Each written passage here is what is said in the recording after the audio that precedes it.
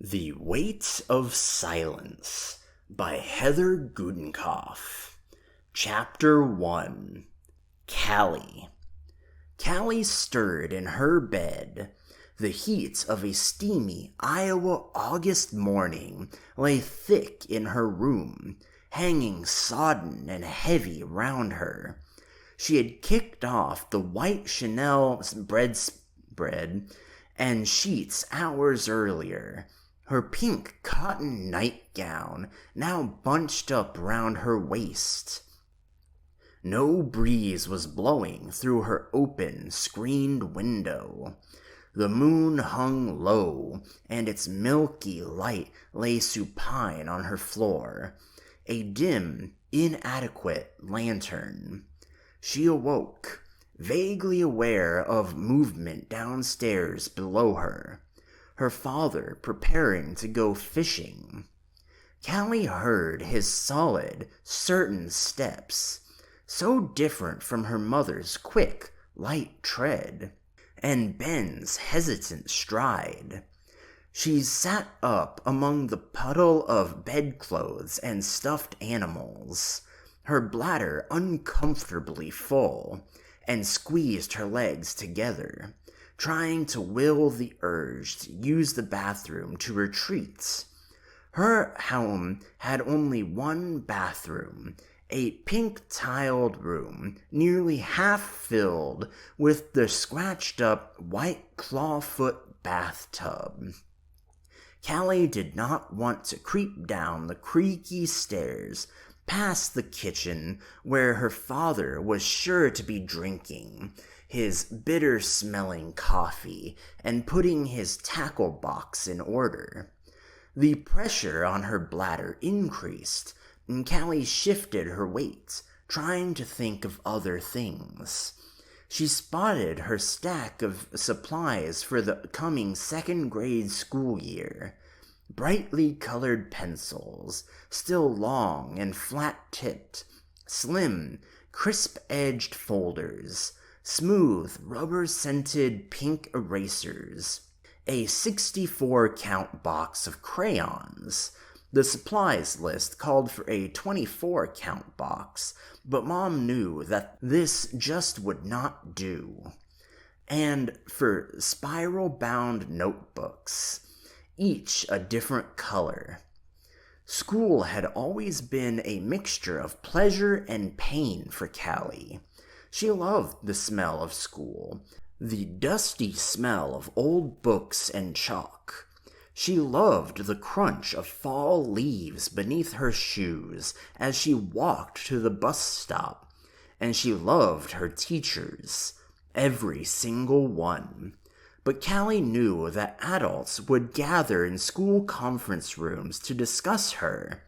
Principal, psychologists, speech and language clinicians, special education and regular teachers, behavior disorder teachers, school counselors, social workers. Why won't Calli speak?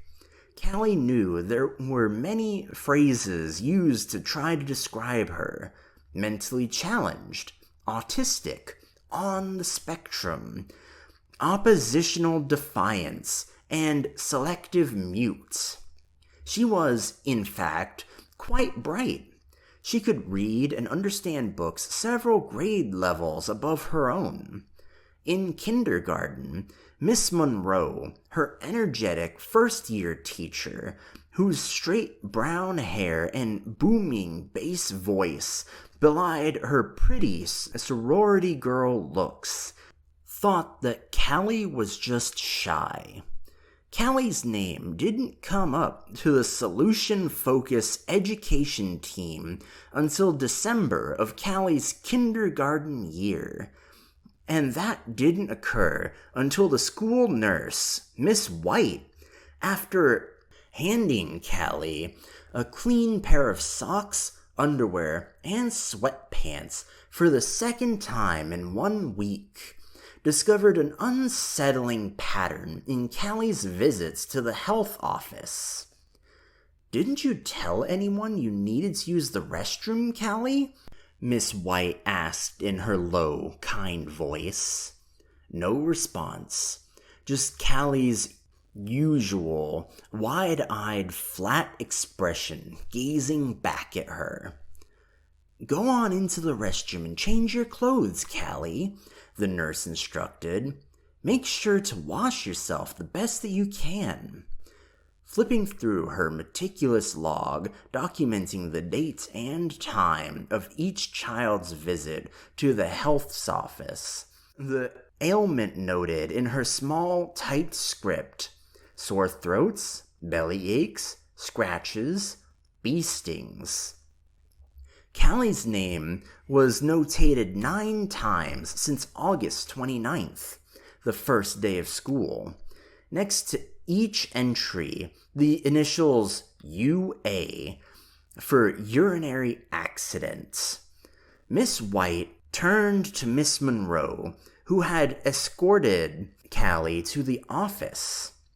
Michelle, this is Calli's 9th bathroom accident this year. Miss White paused, allowing Miss Monroe to respond. Silence. Does she go when the other kids do? I don't know, Miss Monroe replied, her voice tumbling under the bathroom door to where Calli was stepping out of her sodden clothing. I'm not sure. She gets plenty of chances to go, and she can always ask. Well, I'm going to call her mom and recommend that she take Calli to the doctor. See if all this isn't just a bladder infection or something, Miss White responded in her cool, efficient manner that few questioned. Meanwhile, let her use the restroom whenever she wants. Send her in anyway, even if she doesn't need to. Okay, but she can always ask. Miss Monroe turned and retreated. Calli silently stepped from the office restroom, garbed in a dry pair of pink sweatpants that pooled around her feet and sagged at her rear. In one hand, she held a plastic grocery sack that contained her soaked strawberry shortcake underwear, jeans, socks, and pink and white tennis shoes. The index finger of her other hand absently twirled her chestnut-colored hair. Miss White bent down to Calli's eye level. Do you have gym shoes to put on, Calli? Calli looked down at her toes, now clad in dingy, office-issued athletic shoes, so worn she could see the peachy flesh of her big toe and the vamp red nail polish her mother had dabbed on each pearly toenail the night before. Calli? Miss White repeated. Do you have gym shoes to put on? Calli regarded Miss White, pursing her thin lips together, and nodded her head. Okay, Calli, Miss White's voice took on a tender tone. Go put on your shoes and put that bag in your book bag. I'm going to call your mother. Now, you're not in trouble. I see you've had several accidents this year. I just want your mom to be aware, okay? Miss White carefully searched Calli's winter-kissed face. Calli's attention was then drawn to the vision eye chart and its ever-shrinking letters on the wall of the institutional white health office. After the solution-focused team of education met and tested Calli and reviewed the data, there appeared to be nothing physically wrong with her. Options were discussed and debated, and after several weeks, it was decided to teach her American Sign Language for bathroom and other key words. Have her meet weekly with the school counselor and patiently wait for Calli to speak. They continued to wait. Calli climbed out of bed, carefully picked up each of her new school supplies and laid out the items on her small pine desk as she planned to in her new desk in her classroom on the first day of second grade. Big things on the bottom, small things on the top. Pencils and pens stowed neatly away in her new green pencil case.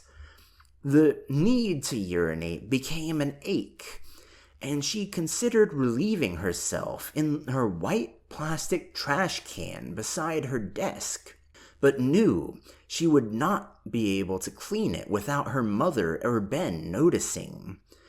If her mother found a pool of pee in her wastebasket, Calli knew she would fret endlessly as to what was going on inside her head. Never-ending yes-no questions would follow. Was someone in the bathroom and you couldn't wait? Were you playing a game with Petra? Are you mad at me, Calli? She also considered climbing out her second-story window down the trellis, now tangled with white moonflowers as big as her hand. She discontinued this idea as well. She wasn't sure how to remove the screen, and if her mother caught her mid-climb, she would be of a mind to nail Calli's window shut, and Calli loved having her window open at night. On rainy evenings, Calli would press her nose to the screen, feel the bounce of raindrops against her cheeks, and smell the dusty, sunburned grass as it swallowed the newly fallen rain. Calli did not want her mother to worry more than she did not have to, her father's attention drawn to her as she made her way to the stairs to use the bathroom. Calli slowly opened her bedroom door and peeked around the door. She stepped cautiously out of her room and into the short hallway where it was darker, the air staler and weightier. Directly across from Calli's room was Ben's room, a twin of her own, whose window faced the backyard and Willow Creek woods.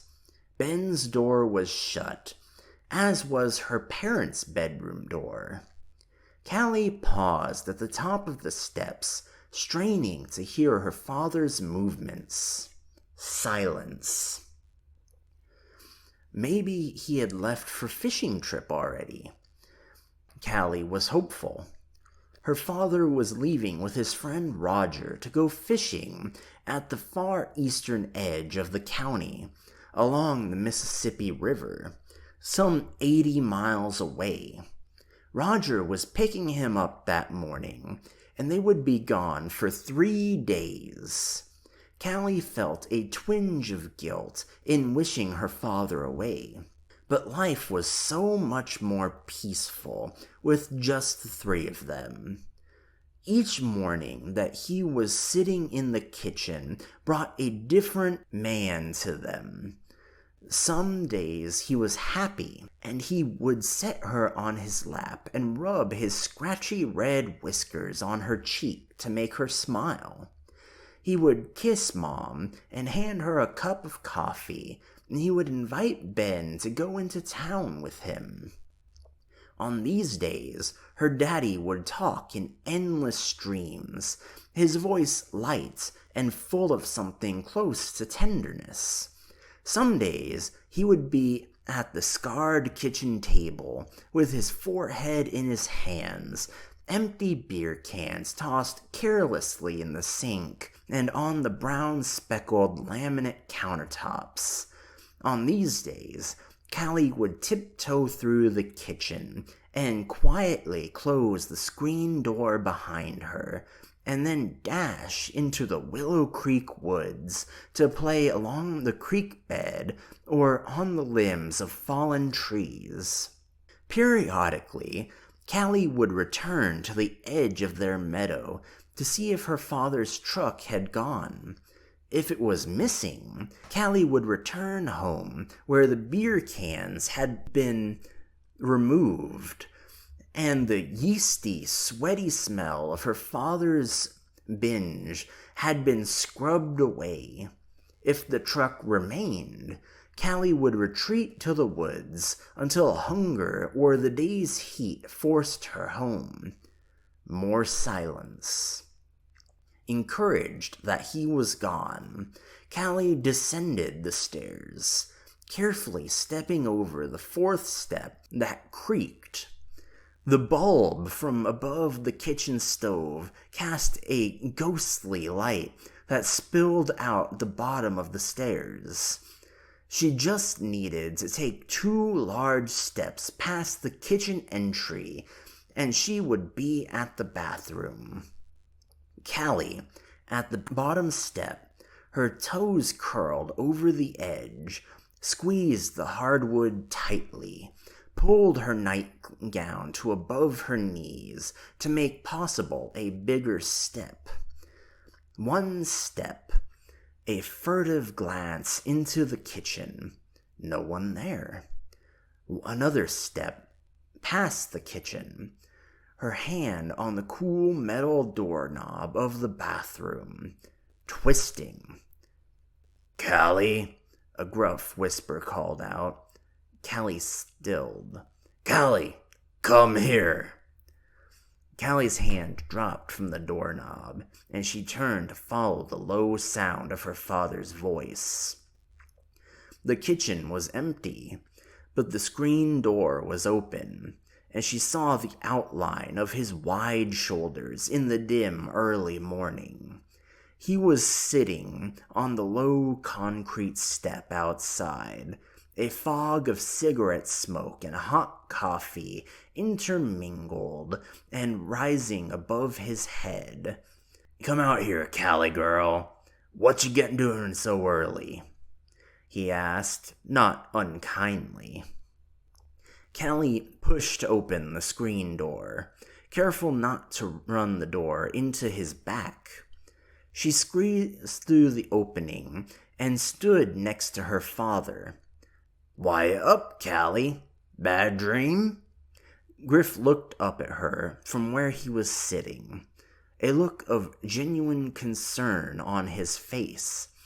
She shook her head no, and made the sign for bathroom, the need for which had momentarily fled. "What's that? Can't hear you," he laughed. "Speak a little louder. Oh yeah, you don't talk." And at that moment, his face shifted into a sneer. "You gotta use the sign language." He abruptly stood and twisted his hands and arms into a grotesque mockery of Calli. "Can't talk like a normal kid. Gotta be all dumb like some kind of retard." Griff's voice was rising. Calli's eyes slid to the ground, where a dozen or so crushed beer cans littered the ground, and the need to pee returned, full force. She glanced up at her mother's bedroom window, the curtains still, no comforting face looking down on her. "Can't talk, huh? Bullshit. You talked before. You used to say, 'Daddy, Daddy,' especially when you wanted something. Now I got the stupid retard for a daughter. Probably you're not even mine. You got that deputy sheriff's eyes." He bent down. His gray-green eyes peered into hers, and she squeezed them tightly shut.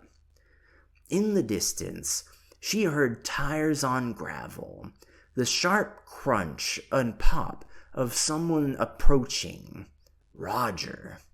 Calli opened her eyes as Roger's 4-wheel drive truck came down the lane and pulled up next to them.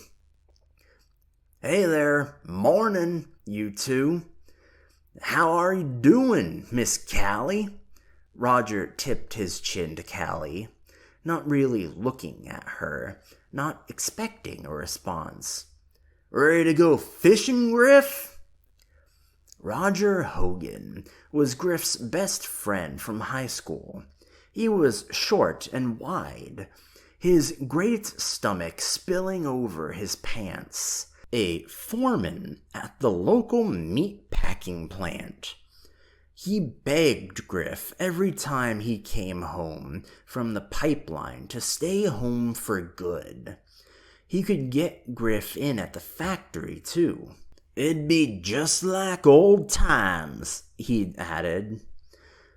"Morning, Raj," Griff remarked, his voice cheerful, his eyes mean slits.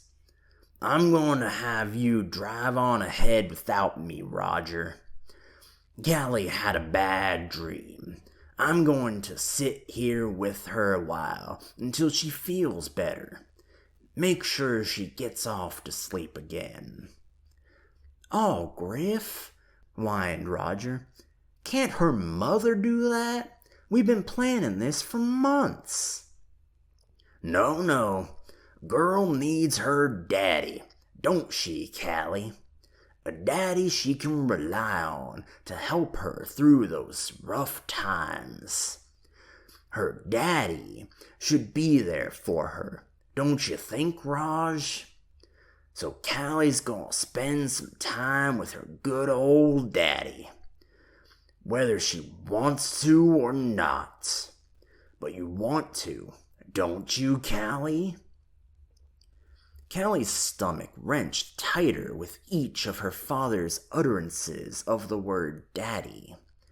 She longed to run into the house and wake up her mother.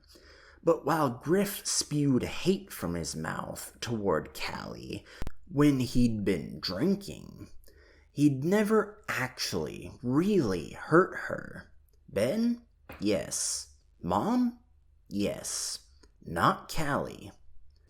"I'll just throw my stuff in your truck, Raj, and meet up with you at the cabin this afternoon. There'll be plenty of good fishing tonight, and I'll pick up some more beer for us on the way." Griff picked up his green duffel and tossed it into the back of the truck. More carefully, he laid his fishing gear, poles, and tackle into the bed of the truck. "I'll see you soon, Roger." "Okay, I'll see you later then." "You sure can find the way?" Yeah, don't worry. I'll be there. You can get a head start on catching those fish. You're gonna need it, 'cause I'm gonna whip your butt." "We'll just see about that," Roger guffawed and squealed away. Griff made his way back to where Calli was standing, her arms wrapped around herself despite the heat. "Now how about a little bit of daddy time, Calli? The deputy sheriff don't live too far from here now, does he? Just through the woods there, huh?" Her father grabbed her by the arm, and her bladder released, sending a steady stream of urine down her leg as he pulled her towards the woods.